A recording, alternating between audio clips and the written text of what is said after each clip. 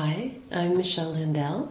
I am American and I live in France, just outside of Paris.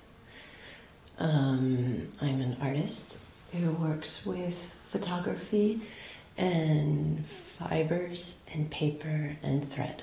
I've been trying to figure out how to tell my story and whether it's useful or not.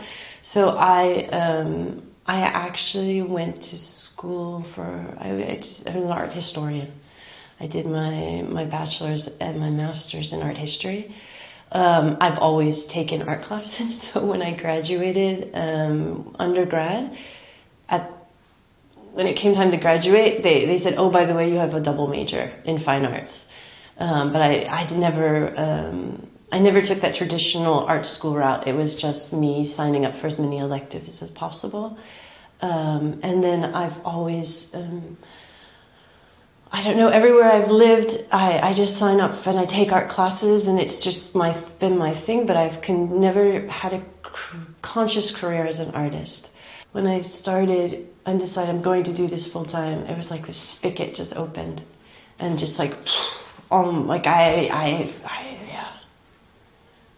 I've been working on a series that I called For There She Was, which is the last line from Mrs. Dalloway by Virginia Woolf.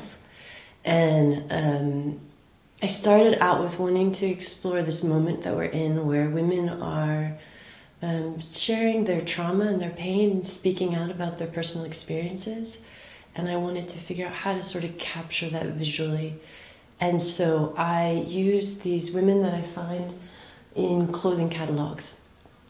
And I had started out small on paper, and I would print them out and cut them out, a bit like paper dolls that one would play with as a child. And then I pair them with hand-dyed fabrics. I stitch over the women. Sometimes I burn them as well.